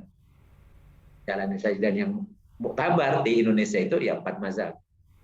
Apakah kemudian itu representasinya ada di MUI? Waduh. Yang jelas insya Allah orang-orang ini orang-orang baik, orang-orang soleh ya. Dan bahkan kalau saya sederhananya udah kita ngikutin guru yang dari kampung juga benar, insya Allah nggak mungkin dia ngajarin yang salah kan. Jadi yang penting praktek dan keikhlasan. Kemudian yang kedua tadi adalah ada seleksi kah gitu, maksudnya apakah ada aktivitas organisasi daripada Musdat ini di mana anggotanya dipilih khusus atau diseleksi? Ya itulah, nggak ada. Sekarang ini yang tadi nggak ada. Jadi ya susah. Makanya setiap ormas nanti punya haluan itu ya mazhab mana gitu ya. Oke aja sebenarnya. Yang repot itu kan yang suka dibentur-benturkan dan kemudian kalau tidak berbeda pendapat dengan dia kemudian bid'ah, dolalah, finar itu yang jadi masalah. Itu yang bikin heboh sebenarnya. Sebenarnya kalau dulu ingat ya zaman Rasul pun mereka para sahabat sering berbeda. Jadi pernah Rasulullah habis perang Khandaq kan itu Bani Quraidah itu Bani Quraidah itu berkhianat. Itu ada di dalam kota. Kemudian Rasulullah setelah selesai nih orang Quraisy sudah bubaran tuh. Pasukan Ahzab ya Quraisy dan teman-temannya itu koroni-koroni itu sudah bubaran karena disapu bersih oleh angin kencang gitu ya. Nah, kemudian Rasulullah harus menyelesaikan ini yang di dalam, ini musuh dalam selimut ini orang Yahudi Bani Quraidah itu. Kemudian kata Rasulullah, begitu habis sholat zuhur tuh memberangkatkan pasukannya. Ala la yusolli ahadukum al-asra illa bi Bani Quraidah. Ketahuilah, jangan ada yang sholat asar kecuali nanti di Bani Quraidah, gitu ya. Itu Rasulullah clear ngomongnya gitu. Tapi di tengah jalan mereka berbeda pendapat. Sampai mengatakan kan tidak bisa dijamak asar ke maghrib. Ya. Nggak bisa dijamak ke maghrib. Jadi maksudnya Rasul itu berarti kita suruh cepat-cepat jalannya sehingga sebelum waktu asar habis sampai di Bani Quraidah kan gitu. Nah tapi yang satu lagi kelompok lagi ya kan dilarang sholat asar. Nanti sholat di Bani Quraidah ya udah mereka jalan tenang-tenang saja baru sampai Bani Quraidah baru sholat asar. Nah itu kan berbeda pendapat tapi mereka tidak berantem. Nggak berantem. Begitu sudah selesai urusan dengan Bani Quraidah sudah diatasi ya. Ya, jadi wanita dan anak jadi hamba saya, kemudian yang laki-lakinya dimusnahkan. Ya. Kemudian mereka ketika sudah sampaikan ke Rasulullah, karena Rasulullah pada saat berangkat itu tidak ikut. Kemudian sampai ke Rasulullah tersenyum saja dan tidak ada yang disalahkan gitu. Itu artinya kemudian itu berbeda pendapat. Ada juga kisah ada 2 orang sahabat dari perjalanan. Waktu sholat zuhur sampai nggak ada air, mereka tayamum kemudian sholat maghrib, sholat zuhur tengah jalan sholat zuhur. Nah udah selesai, kemudian mereka beranjak lagi dari tempat istirahat itu, berangkat lagi. Ternyata waktu zuhur masih ada, mereka mendapatkan air. Nah satu berpendapat, tadi kita kan sholat zuhur dengan tayamum, karena nggak ada air, sekarang ada air ya kita sholat lagi. Kata yang sahabatnya, kita udah sholat tadi, udah selesai. Gitu. Nah yang ini kemudian wudhu, tapi ditungguin sama temennya, nggak berantem tuh. Karena para sahabat tuh soleh-soleh ya, nggak pernah berantem nanti. Jadi beda pendapat gitu mah udah senyum-senyum aja gitu. Yang ini ya udah wudhu, sholat lagi dia, ya, tungguin. Begitu balik lagi ke Madinah, cerita ke Rasulullah. Apa jawaban Rasulullah? Engkau yang telah sholat dengan tayamum sah sholat, dan engkau yang sholat lagi dengan wudhu maka engkau dapat pahala tambah. Ya senyum semua, gitu kan? Ya enggak aku mudah ini bid'ah, dolalah, finar enggak. Gitu. Jadi ya itulah karakter dari perbedaan pendapat. Itu zaman hidup Rasul pun berbeda pendapat. Nah kalau sekarang kok harus tidak boleh berpendapat, pokoknya harus ini. Inilah contoh sholat persis dengan Rasulullah. sebagaimana Rasul bersabda, "Shollu kama ra'aitumuni usolli." Salatlah kalian sebagaimana kalian melihat aku sholat. Masalahnya dia ikut ngelihat Rasulullah sholat enggak? Kan yang melihat Rasulullah sholat kan para sahabat. Para sahabat juga berbeda pendapat. Kok yang 14 abad kemudian datang, kemudian ini lihat persis sholatnya Rasulullah. Ente lihat kapan? Di mana? Ada nggak diputar videonya? Kan nggak ada. Jadi ya sudah, masing-masing berdasarkan apa yang dia ambil, mustahil dari mazhab mana dilaksanakan aja, saling menghargai. Itu lebih jauh lebih enak. Dan sekarang ini ya mohon maaf karena nggak ada yang memutuskan gitu ya. Karena kalau misalnya ada selisih dalam sistem kekhalifahan, khalifah yang amrul imam yarfaul khilaf, khalifah yang akan memutuskan, akan menghilangkan perselisihan. Jadi itu amrul imam yarfaul khilaf. Jadi perintah imam, perintah khalifah itu yang menghilangkan perbedaan dan perselisihan. Nah, sekarang susah, siapa yang memutuskannya? Ya, itu sebagai ulil amri yang di kita. Masalahnya ulil amri yang harus taati itu terikat. Atiullaha wa atiur rasul wa ulil amri minkum. Itu tidak ada perintah atiullaha wa atiur rasul wa atiu ulil amri, enggak ada. Atiunya enggak ada. Jadi langsung atiullaha wa atiur rasul wa ulil amri, ulil amrinya harus taat kepada Allah dan tetap Rasul, baru ditaati. Kalau dia maksiat kepada Allah, maksiat kepada Rasul, bagaimana ditaati? Kan kita perintahnya ya ayyuhalladzina amanu atiullaha wa atiur rasul wa ulil amri minkum. Bukan wa atiu ulil amri gitu, nggak ada.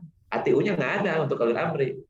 Jadi ulil amri yang ditaati kalau ulil amri itu taat kepada Allah dan taat kepada Rasul. Kita wajib mengikuti.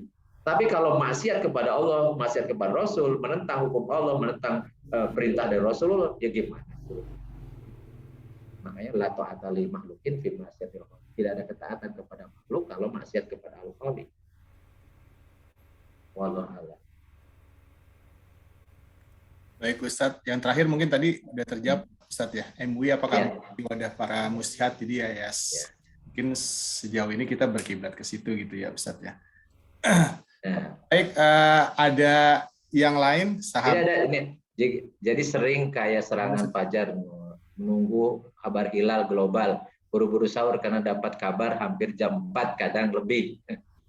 Ya itu makanya sesuai dengan kemampuan, karena gini, rukyat lokal juga ada pendapatnya, walaupun menurut saya lemah ya, tapi itu pendapat dari kalangan mazhab Imam Syafi'i kan, gitu. Ada dalilnya. Kemudian yang misalnya yang rukyat global juga ada.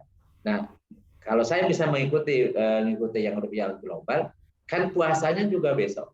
Kalau seandainya kita tahunya baru udah lewat subuh, ya sudah. Jadi kita kan harus ada niat puasa wajib itu harus sebelum fajar, sebelum sholat subuh, sebelum fajar ya. Kalau niat ya sudah, nanti kodok. Tapi hari itu kita tidak berpuasa, tidak makan, tidak minum, jadi menghormati, walaupun tidak dianggap puasa. Dan Allah itu Maha Pengampun gitu. Tetapi kalau kita ya sekarang ini mestinya, karena ya itu repotnya kalau sistemnya sistem demokrasi, pendapat terbanyak yang diikuti. Nah, terbanyak kalau menyimpang kan repot ini. Jadi agak susah kan gitu. Jadi menyamakan susah. Makanya kadang-kadang satu rumah beda hari mulainya. Ya sudah, saling menghargai. Allah kayak yang menilainya kan gitu ya. Jangan kemudian karena beda hari kemudian artinya pisah ranjang gitu. Antara suami istri karena beda mazhab, udah kacau balau itu. Nah, beres gitu. Ya sudah, jadi semampuan kita kalau bisa kita meyakini yang rukyat global ya, kemudian belum menerima berita sampai pagi baru menerima berita, ya sudah, berarti pada saat itu kita tidak niat dan tidak dianggap puasa, tapi kita harus menahan diri, menghormati, karena kita merasa itu udah tanggal 1 kan, kita meyakini tanggal 1, tapi jangan paksa pemahaman kita yang kita mengatakan tanggal 1 kepada orang yang memahami itu tanggal 30 Sya'ban. Ente tidak puasa berarti berdosa ya, karena memahaminya belum tanggal 1. Memahami tanggal 30 Sya'ban sama dengan nanti akhir Ramadannya. Kalau misalnya rukyat global sudah mengetahui itu sudah tanggal 1 Syawal, ya kita berarti tidak puasa Idul Fitri gitu ya. Nah, ada orang yang ini mengikuti pemerintah ini, misalnya ini tanggal 30. Ya justru dia tidak boleh berbuka. Kenapa? Dia meyakini tanggal 30. Kan gitu. Jadi sudah gitu. dan bagaimana kedewasaan kita bersikap dalam hal yang khilafiyah ini menentukan damainya kita gitu, tidak pro kontra. Walau alam. Ustadz, Kak, maaf sebelum Mbak Ira mau nanya karena terkait ruqyah global tadi itu Ustadz ya. Itu maksudnya Ustadz jadi melihat di mana standarnya negara mana yang duluan ngelihat hilal gitu, apakah di Saudi Arabia? Nah, gini karena kan gini, bulan ini kan bergerak. Jadi itu sebenarnya hisab itu bisa membantu positioning kita melihat di mana. Hisab kalau benar ya. Jadi ini tidak akan ada kepentingan politik, kepentingan ormas macam-macam, enggak. Ini yang hisabnya memang betul ilmiah gitu ya. Kemudian yang ru'yatnya itu betul-betul ilmiah juga, jadi objektif ya. Jadi terlepas dari kepentingan duniawi. Itu semestinya hisab itu digunakan untuk menentukan positioning bulan itu ada di mana, berapa derajat, sehingga bisa dilihat di wilayah mana. Jadi bukan ujung-ujung langsung menentukan gitu ya. Dilihat. Nah, nanti dilihat itu. Nah, ketika dilihat di satu tempat dimanapun bisa dilihat dulu di Indonesia bisa. Ya, karena kita yang maghrib duluan kan, tenggelam matahari duluan kan. Bisa kemudian kita belum kelihatan, ternyata bergeser ke barat sudah kelihatan karena derajatnya di kita masih misalnya cuma 1 derajat belum kelihatan, di sana sudah 3 derajat bisa jadi kan. Tetapi itu bulan untuk dunia, bukan bulan untuk Indonesia doang, bukan untuk Arab Saudi doang. Karena bulan cuma 1. Dan hari itu pasti sama lah. Mau Samsiah, mau Komariah sama. Itu hari Jumat, berarti besoknya hari Sabtu. Nggak mungkin kemudian hari ini kita sholat Jumatnya duluan dari Arab Saudi, besoknya karena kelihatan bulannya di Arab Saudi, berarti jadi Jumatnya kita belakangan, jadi hari Sabtu kan nggak mungkin. Pasti kita lebih dulu 4 jam kemudian kan gitu. Dan ternyata hukum puasa itu kan ya besoknya. Jadi kalau kita melihat misalnya tenggelam mataharinya misalnya 4 jam sesudah kita tenggelam di Arab Saudi misalnya, kan kita masih bisa puasa besoknya kan. Kalau ada kesungguhan dan kemampuan, cuman kita nggak ada yang menyatukan, nggak punya pemimpin, dan pemimpin dalam Islam itu satu dunia, satu pemimpin, seluruh umat pemimpin itu. Tapi kan sekarang ngomong khilafah kata radikal. Iya, padahal itu kan ini ya. Ya, yang menyatukan kita kan khilafah dulu kan. Bukan demokrasi loh, nggak ada dalil demokrasi. Sok yang orang berkuartu demokrasi, mana dalil demokrasi? Demokrasi itu hasil perbincangan ya, perebutan kekuasaan antara kaum gerejawan dengan politisi di Eropa kan gitu. Maka kemudian dipisahkan agama dan kehidupan ya kan gitu. Jadi sekuler itu bukan dari Islam. Ya kalau umat Islam meyakini sekuler berarti dia keluar dari agamanya. Karena makna Islam itu terikat dengan hukum syariat, melaksanakan hukum Allah, perintah Allah, bukan hukum buatan manusia gimana kan gitu. Cuman susah kan kalau ngomong gitu, ya radikal ini Pak. Jadi serba salah kan itu. Untung di sini nggak ada yang radikal ya. Ada semuanya insya Allah. Mbak Ira tangannya pegel kali. Ya silakan. Terus ke atas. Silakan. Terima kasih Mas Arya. Assalamualaikum Ustaz. Waalaikumsalam. Ya Allah, saya tuh merasa adem banget kalau ikut kajian Pak Ustadz. Aduh ya Allah, Masya Allah, Barakallahu Fik. Amin. Bijak sekali Pak Ustadz, tapi saya paham apa yang Pak Ustadz pikirkan. Ya kita tidak punya pemimpin yang mempersatukan itu yang sedang diperjuangkan oleh banyak. Saya tidak menyebut satu ormas ya, tapi banyak, bukan satu ormas itu, tapi banyak. Mungkin termasuk Pak Ustadz juga gitu, termasuk saya, termasuk Arya, termasuk siapapun gitu yang paham gitu. Dan Ustadz saya memang guru daripada ustadz-ustadz yang belakangan hadir. Disebut radikal ya. Jadi gurunya Ustadz radikal. Kalau ketahuan bahaya nih Ustadz. Jadi sebut-sebut kemarin guru saya, radikal. Dicari nanti Ustadz. Subhanallah. Itu pemersatu. Keistiqomahan Ustadz Sam, terus Ustadz Sam bilang sampai pangkatnya itu sampai diturunkan ya, mungkin karena perjuangan Pak Ustadz itu yang dinilai membahayakan. Nggak diturunkan, itu relawan, saya dulu relawan. Ya seperti itulah ya. Semoga Allah melindungi Ustadz. Amin, amin ya rabbal alamin. Sudah terwakili deh apa yang saya rasakan, apa yang saya pikirkan tuh tadi dari ulasan Pak Ustadz. Yang saya mau tanyakan begini Pak Ustadz, saya kan memang sering mengkaji mengkaji sama Ustadz Siddiq Al-Jawi, Ustadz Irfan Abu Nafet yang juga termasuk radikal, radikal menurut pemerintah ya. Kalau saya sih, Allah itu ya. Nah itu kan mereka tuh sudah menguasai ilmu balago, badi, mani, hadis segala macam, dan mereka sudah membaca ratusan kitab ulama masyhur Nah, apakah mereka seperti misalnya kayak Siddiq Al-Jawi ya, teman kita itu, tapi subhanallah ya, semoga Allah merahmati beliau. Itu beliau selalu kalau dalam kajiannya itu semua pendapat ini gitu. Itu ditarjih cari yang paling kuat. Nah, sama juga Abu Nafet seperti itu. Nah, itu satu pertanyaan saya, apakah mereka sudah termasuk mujtahid? Yang jelas bukan mukallid kayak kita ya. Nah, yang kedua, apakah yang disebut dengan mujtahid mutlak itu apa syaratnya, dan apakah Taqiyuddin An-Nabhani yang Hizbut Tahrir itu termasuk mustahid mutlak? Yang itu saya mau tanya lagi tuh, banyak sekali. Kalau kita mengikuti istihad, itu benar nggak Ustadz? Ini kaidah seperti ini, kalau dia benar, pahalanya 2. Kalau salah, pahalanya 1. Jadi tidak berdosa. Bagaimana dengan umat yang mengikutinya?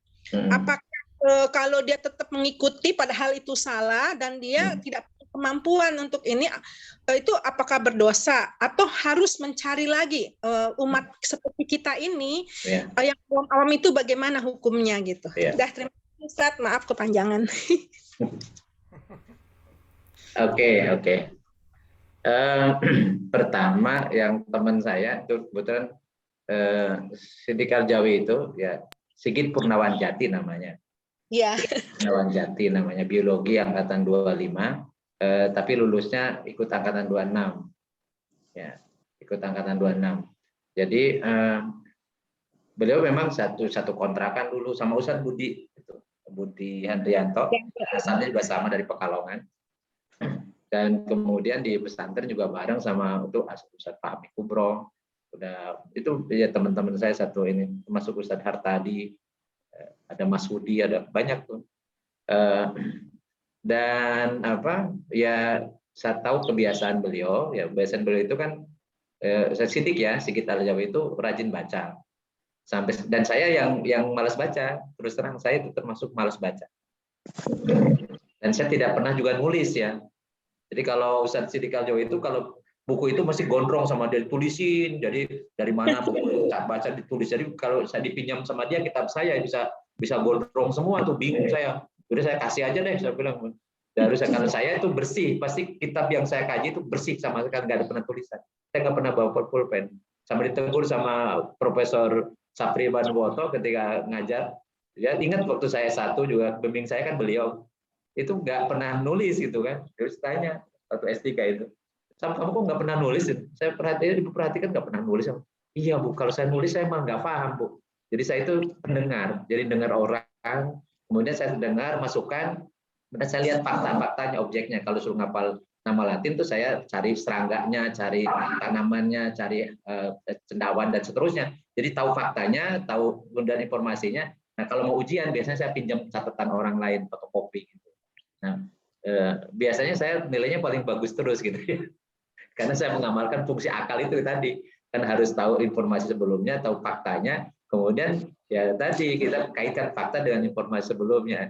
Jadi saya nulis nggak bisa. Nah kalau beda dengan beliau itu nulis, makanya saya seringkali saya beli buku, kemudian sudah dibaca sama dia. Nanti kalau ketemu saya bilang, ini isinya apa buku ini? Udah cerita macam-macam. Jadi saya bisa tahu isi buku itu tanpa harus membaca.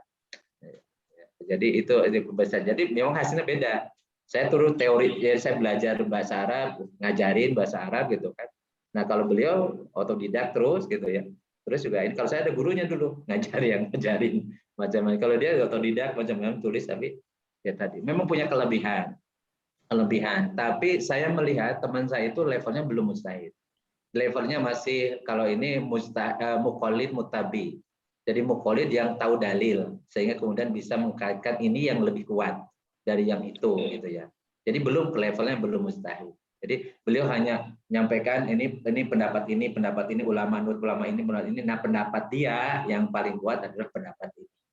Jadi itu namanya muqallid mutabi. Kalau kita mungkin muqallid am ya, masih am banget lah gitu ya. Ya paling beranjak dikit lah, tahu dikit-dikit gitu ya. Itu. Tapi ya mudah-mudahan ya levelnya sampai jadi mustahid. Tidak mustahid masalah ya teman-teman saya itu. Kalau saya sih agak susah itu jadi mustahidnya, karena kalau sudah tua kayak gini, apalagi yang dipikirnya nulis pun nulis ilmiah, nulis HKM hasil kinerja minimum, harus Kopu sekarang apalagi ke BRIN, jadi nanti harus Q1, Q2 ya untuk naik ke. Cuman nilai saya sudah bisa jadi apa tuh 850 lebih. Jadi sebenarnya tapi karena HKM-nya itu belum dapat, saya nulis itu belum ada jurnal Q1 dan Q2 gitu ya. Sehingga saya belum bisa naik sekarang gitu. Jadi ahli penutur utama. Ya memang beda ini ya, tapi ya itulah teman-teman yang ini dan ya plus minus lah ya. Ya beliau S3-nya belum selesai sampai sekarang. Udah dulu S1-nya juga 8 tahun. Saya bantu untuk penelitian, terus udah nikahkan aja sama saya sama adik kelas saya. Ya, jadi istrinya itu adik kelas saya HPT angkatan 27. Jadi saya pertemukan alhamdulillah teman saya. jadi macam lagi saya. Jadi itu saya banget terus terang saya itu senang banget teman-teman bisa dikenal oleh banyak orang, dan alhamdulillah si lurus istiqomah ya apapun kondisinya gitu ya. Jadi teman-teman ini alhamdulillah.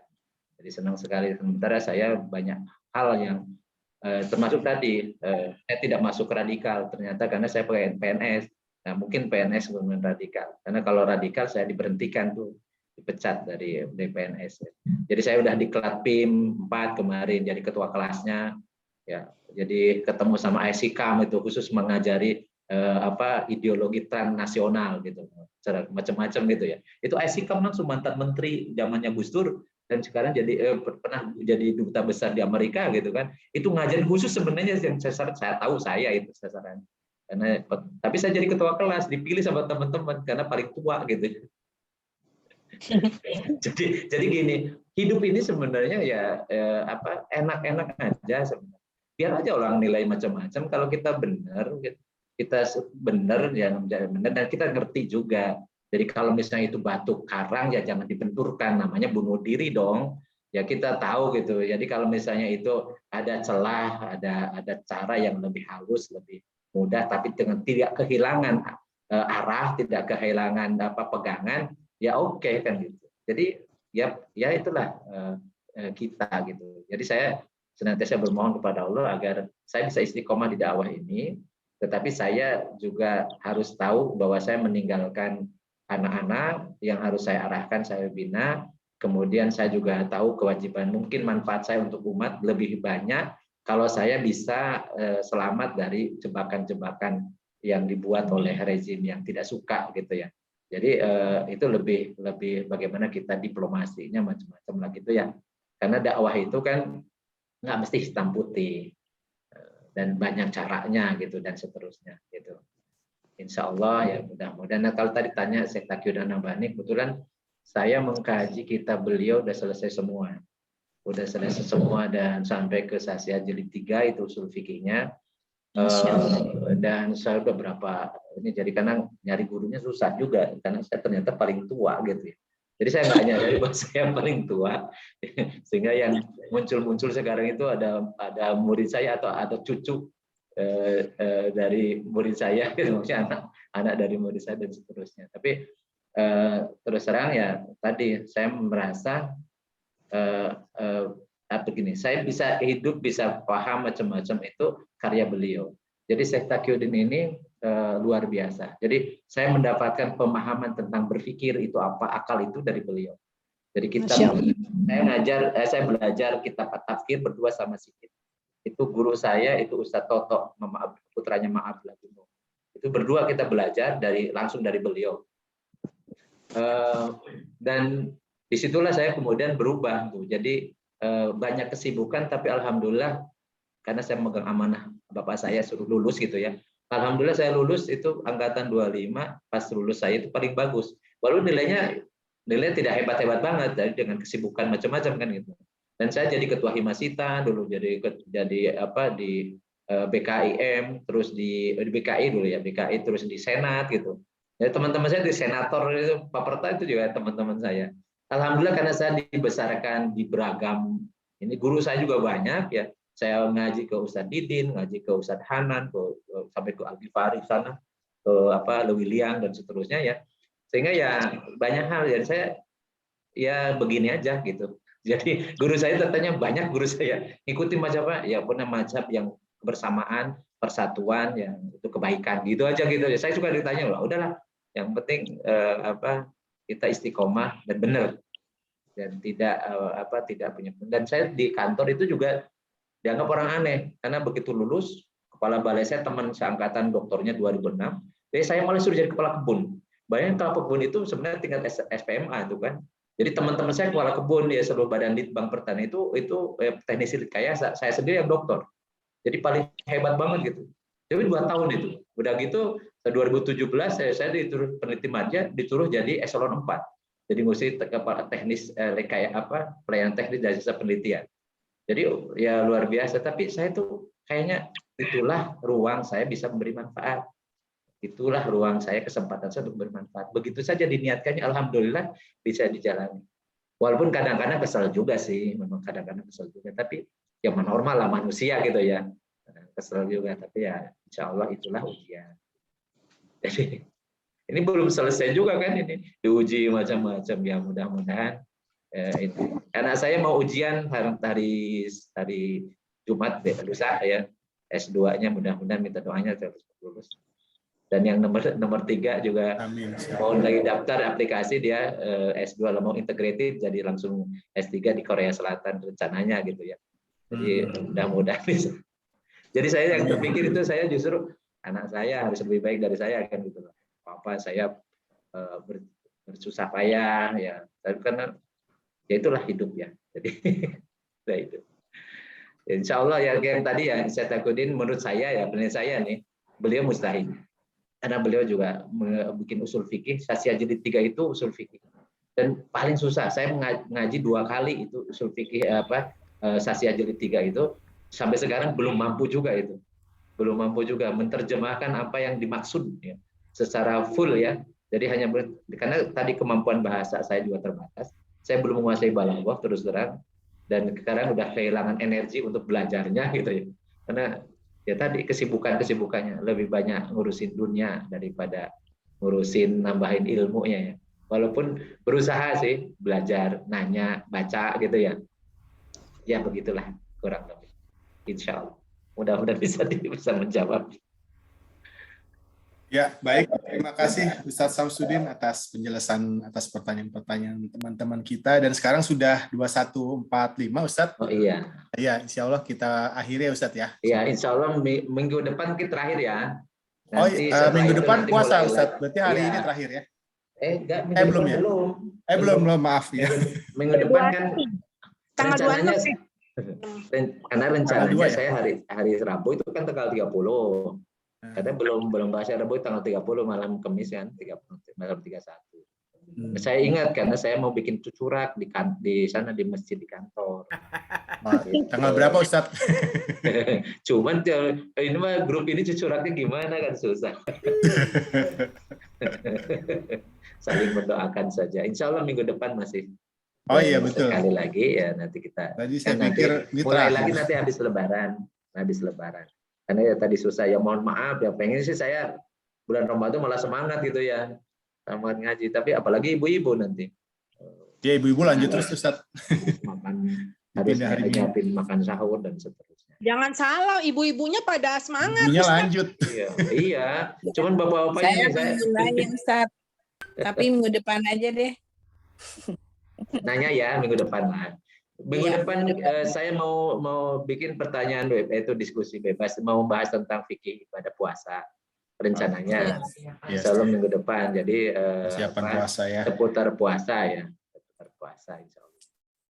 Ya, mantap Ustadz. Ya, baik Ustadz, cukup. Monggo silakan doanya. Ya.